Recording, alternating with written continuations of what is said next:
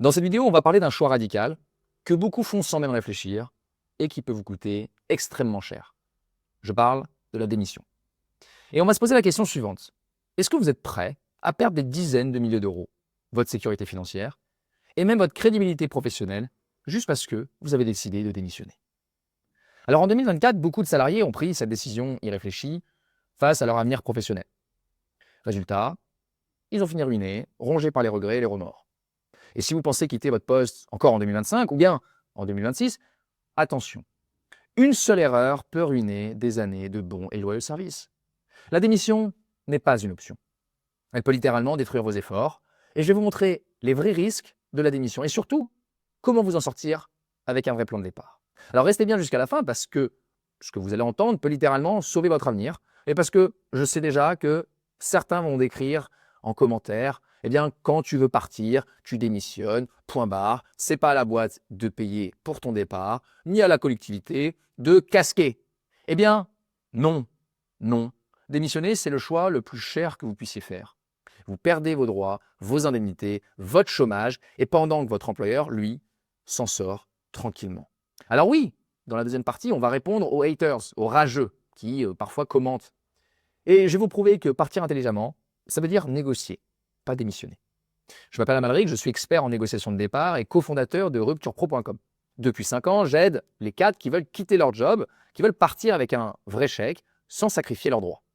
Ici, chaque semaine, avec François, mon associé, on décrypte les actualités, les stratégies pour préparer votre exit dans les meilleures conditions. Donc si vous êtes en CDI et que vous pensez à partir, abonnez-vous à notre chaîne. Une seule vidéo peut vous éviter de perdre plusieurs dizaines de milliers d'euros. Alors, première partie, la démission n'est pas une option. Alors la démission paraît simple et rapide, mais c'est une erreur de gestion de votre carrière. En fait, en un seul geste, vous pouvez perdre des dizaines de milliers d'euros, vos droits et même votre crédibilité. Les regrets après une démission, ils sont connus. Vous n'aurez zéro indemnité après 10 ou 15 ans d'ancienneté. C'est comme offrir finalement une prime d'adieu à votre employeur, sans rien récupérer. Vous n'aurez pas de chômage, donc vous allez repartir sans filet. Et si votre nouveau CDI échoue pendant la période d'essai, vous risquez de vous retrouver piégé. Vous n'aurez aucune reconnaissance, vous avez servi pendant des années, et bien ça disparaît. Vous n'avez pas de gratitude, pas de traces, rien. Et puis quatrièmement, c'est la coupure brutale du réseau. Une démission précipitée peut vous fermer des portes pour longtemps. Pour le dire simplement, vous claquez la porte. Alors, si les regrets après une démission existent, les remords d'un départ mal négocié le sont tout autant. La première chose, c'est déjà de sous-estimer votre valeur. Partir au minimum légal, un quart ou un tiers de moins par an d'ancienneté, alors qu'il y avait forcément bien plus à prendre. Vous pouvez avoir aussi des mauvaises clauses, une interdiction ou contrainte qui bloque votre carrière. La manipulation patronale, quand on n'a pas de stratégie, c'est l'employeur qui fixe les règles. Le risque aussi de vous précipiter, donc de faire des erreurs fiscales, des indemnités mal calculées ou des ARE perdus. Et puis, pas forcément d'après solide. Le risque d'être blacklisté ou de vous retrouver en pleine incertitude. Alors pourquoi un départ bien préparé change tout? Eh bien, vous partez avec une indemnité solide, plusieurs mois de salaire sécurisé, vous optimisez fiscalement votre sortie et vous obtenez votre chômage. Vous partez en cumulant indemnité, ARE et puis votre projet, et surtout votre carrière est protégée puisque votre image est soignée, le réseau est préservé et vous pouvez obtenir plusieurs recommandations pour la suite. Alors il y a 3 erreurs fatales à éviter. Première chose, c'est de demander une rupture conventionnelle. Ça, c'est la pire chose que vous puissiez faire. Là, vous allez dévoiler votre jeu et vous risquez le placard ou de partir à la démission. La deuxième chose, c'est de monter un dossier juridique. Ça va déclencher la guerre, les prud'hommes, c'est pas ce qu'on veut. En plus de tout ça, vous pouvez aussi faire une grosse erreur, c'est d'accepter la première offre. C'est toujours la moins bonne. C'est pas parce qu'on vous la propose qu'il faut la prendre, au contraire.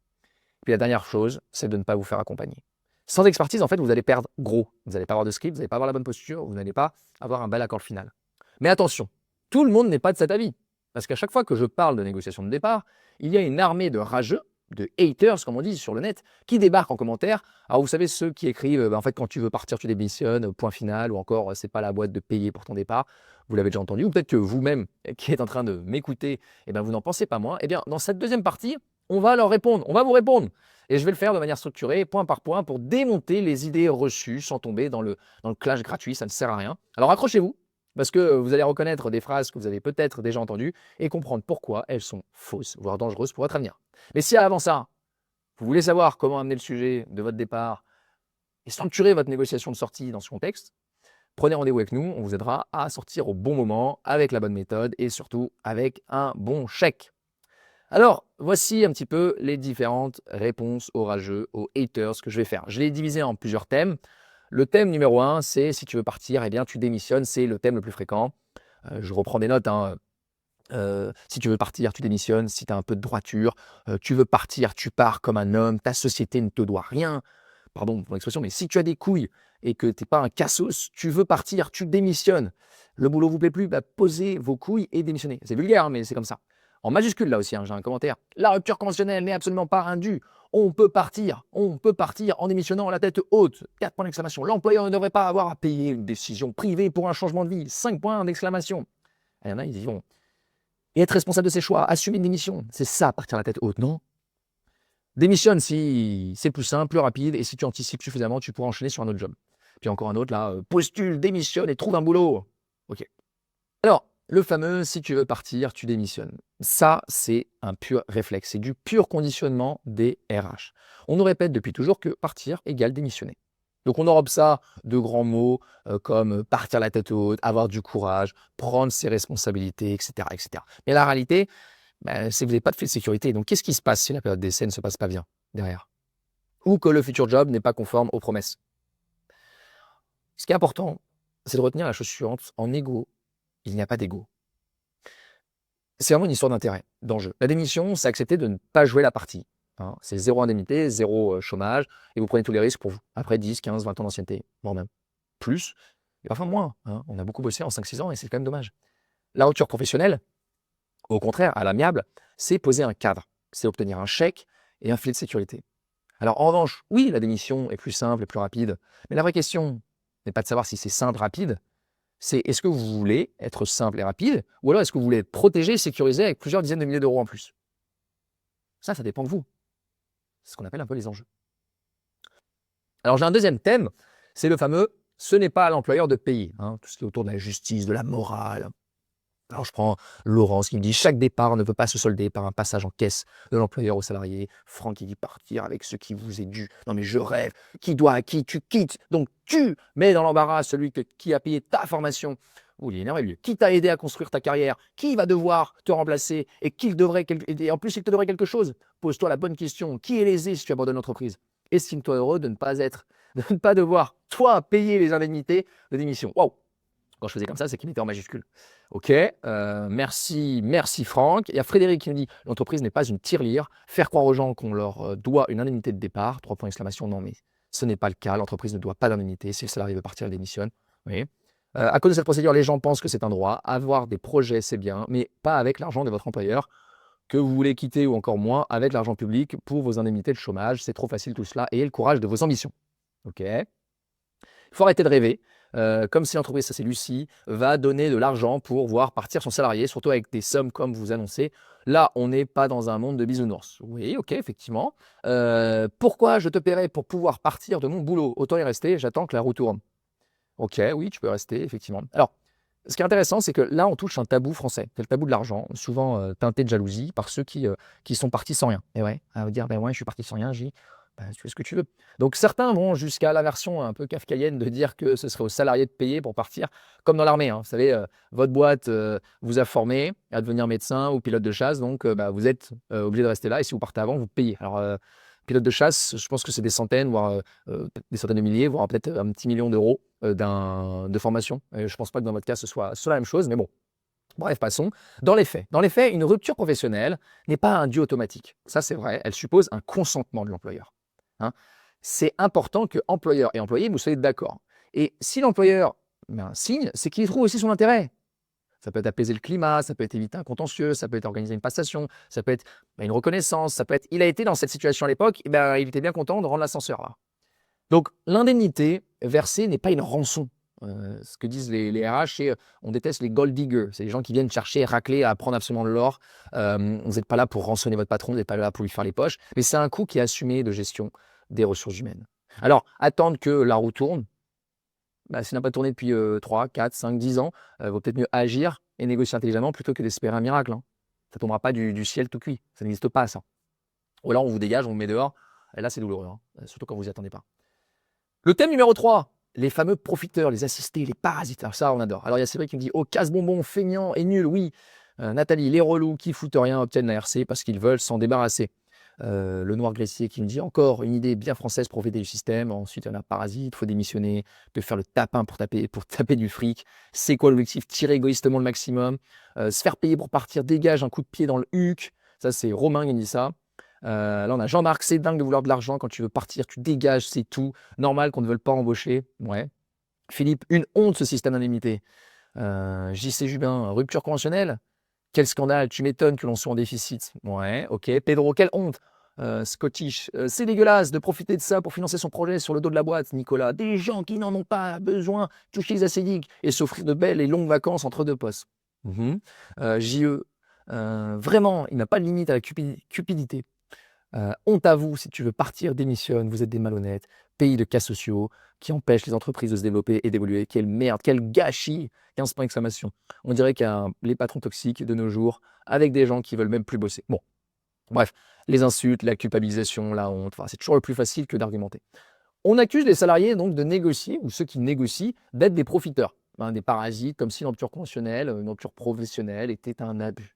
Mais c'est exactement l'inverse. C'est un dispositif réglementaire, regardez la loi, homologué par l'administration qui protège les deux parties. Le salarié, de ce côté, sécurise sa transition. L'entreprise évite un conflit, un départ brutal, et s'arrange.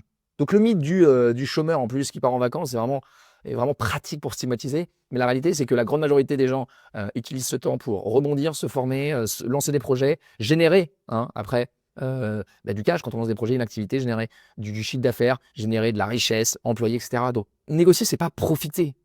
C'est être réaliste, c'est être lucide, c'est prendre ses responsabilités. Thème numéro 4. Qu'est-ce qu'il y a là-dessus? Eh bien, le chômage n'est pas une pré-retraite, ou alors la rupture conventionnelle est égale un abus. Alors, il y a Marie-Pierre qui nous dit le chômage, ce n'est pas une pré-retraite, c'est affligeant de présenter la rupture conventionnelle comme une pré-retraite. Il y a le Noir Gressier qui nous dit je connais tellement de personnes qui ont utilisé ce système 2 ans avant l'âge de la retraite. Honteux, car c'est encore ceux qui bossent qui financent les indemnités des profiteurs. Ok. Un autre qui me dit la rupture conventionnelle, que des abus qui coûtent cher. À Pôle emploi, encore un autre, Lucien qui me dit l'assurance chômage, c'est pour une perte d'emploi, pas un fil de sécurité pour démissionner. Alors, on entend souvent la rupture conventionnelle, c'est une pré-retraite déguisée. En fait, la réalité est la suivante, c'est pas un hamac sous les cocotières en 64 ans, c'est un filet. Alors oui, certains en profitent en fin de carrière, mais ce n'est pas un abus, ce sont les règles qui sont fixées par le législateur. L'assurance chômage, c'est un système de mutualisation, donc on cotise pour soi et pour les autres, comme pour toutes les assurances. Donc c'est pas voler, mais exercer un droit prévu. Donc, un autre point, une rupture conventionnelle, c'est pas une inactivité, c'est une période de transition, de formation, de repositionnement. Donc c'est justement ce qui évite de se retrouver coincé ou de retomber dans un poste subi. Voilà, prenez un peu de hauteur, au lieu de juste critiquer bêtement et méchamment. Thème numéro 5, puisqu'on parle de critique, c'est la critique du système, des conséquences économiques. Alors là, on en a un magnifique. Lamentable d'encourager un tel procédé plutôt que d'encourager au travail. Donc qui dit après, on s'étonne qu'une entreprise ferme et tous les salariés faisaient ça, la banqueroute assurée. Vos parents doivent être fiers de vous. La rupture conventionnelle est une arnaque d'État dirigée contre les patrons. Voilà, on a JE qui nous dit rien n'est dû, vos stratégies à 2 balles pour faire raquer l'employeur sont par essence contre-productives, vous êtes des fauteurs de troubles. Ok, on a un autre qui nous dit au risque de me faire engueuler, après on parle de crise et de pouvoir d'achat. Et là, on a Mathieu Guigny, il faut arrêter de donner des faux espoirs aux gens pour vous en mettre plein les poches sur le dos des personnes vulnérables. Bref, il y en a. Alors, l'autre refrain qui revient souvent, c'est à cause de ça, les boîtes ferment. Comme si la rupture conventionnelle était responsable du chômage, de la crise ou de la banqueroute. En fait, c'est un bouc émissaire bien pratique, parfois présenté comme une arnaque d'État. En réalité, c'est l'inverse. Une rupture conventionnelle bien menée coûte souvent beaucoup moins cher qu'un conflit au prud'homme et surtout des mois d'absentéisme. Donc, la rupture conventionnelle permet de fluidifier le marché du travail. Ça permet des sorties propres, rapides, encadrées, et donc de nouvelles rentrées. Ça vient, ça sort. C'est comme ça. Donc bloquer les départs, finalement, ça ne crée pas de valeur, ça crée du ressentiment, ça crée du risque. Le vrai danger économique, si je puis dire, ce n'est pas une séparation encadrée, c'est une séparation chaotique. Alors le thème numéro 6, c'est les parallèles, c'est les insultes, c'est tout ce qui est un peu insolite, vous allez voir. On a monsieur ou madame Faugeron. Ouais, tu feras pareil avec ta femme, si tu la quittes, c'est pour avoir mieux, non? Bah là, c'est pareil, pauvre France. Ouais. Ça, c'est la France qui veut travailler. Ça, on a quand on perd son patron, on n'a pas perdu son métier. Ne jamais écouter Pierre-Paul Jacques, ok? Je lui dirais que je travaille avec des feignants, c'est la vérité. Alors vous allez en France, à France Emploi, oui. Il n'y a que là-bas qu'il y a de vrais travailleurs. Bon, ok. Vive le social dans ce pays et merci à des mecs comme toi, bravo. Ça fait plaisir de lire des gens comme ça. Vous pensez que les artisans sont pleins aux as. Moi, entendre des conseils sur comment partir avec le maximum d'argent, ça me rend fou. Voilà, donc ça c'est Olivier. Ok, bon. Le CDI, en fait, c'est pas un mariage. On ne signe pas un contrat de travail, parler de ma femme ou autre, ça n'a aucun sujet en fait, aucun rapport. Il n'y a pas de contrat de travail, je travaille avec vous jusqu'à la retraite, jusqu'à ce que la retraite nous sépare presque. Une carrière, ce n'est pas une ligne droite, c'est une succession de choix, de bifurcations, parfois de ruptures, d'échecs, de succès. Donc on peut se séparer sans que ce soit une trahison, simplement parce qu'on veut évoluer. Hein. C'est du pro, les gars, c'est du pro. Donc pourtant en France, on adore mettre les étiquettes, il y a les vrais travailleurs d'un côté et les autres qui ne le sont pas. France Travail, France Emploi, machin, on change le logo, mais on ne change pas le regard. Bon, en fait, c'est un peu comme si l'effort avait un pédigré officiel. Cette vision est pour moi dépassée. Le travail, ce n'est pas une identité fixe, c'est une dynamique. On ne peut pas ignorer l'éléphant qui est dans la pièce. Notre modèle social, hein, c'est ça, le sujet. L'État-providence, censé protéger, finit trop souvent par asphyxier. Donc les artisans, les indépendants, les salariés, tout le monde le dit. Les charges étouffent, les règles figent.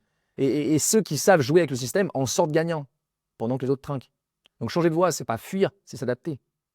Et ça, eh bien, c'est peut-être la seule voie honnête, je dirais. C'est peut-être la seule vraie définition du travail aujourd'hui. Adaptez-vous. En France, on adore voir le travail à travers le prisme du conflit. C'est presque culturel. Il y a les patrons, il y a les salariés, il y a les travailleurs contre les feignants, il y a le public contre le privé, il y a les cadres contre les autres. Enfin bref, comme si le rapport de force était la seule façon d'exister socialement. Sauf que la rupture professionnelle, c'est tout l'inverse. C'est du dialogue social basé sur le consentement mutuel. On force personne. Personne n'est braqué. Chacun y trouve son compte. Et on avance. Et on avance. Et on construit un échange. Rappelez-vous, une négociation, c'est pour une négociation, il faut une relation. Et ensuite, il y a une transaction. Donc, oui, c'est un divorce à l'amiable plutôt qu'un règlement de compte devant le juge. Plutôt que de glorifier l'affrontement permanent, est-ce qu'on ne ferait pas mieux de voir la rupture co pour ce qu'elle est vraiment, une volonté d'apaisement. Allez, ciao, on se retrouve dans une prochaine vidéo.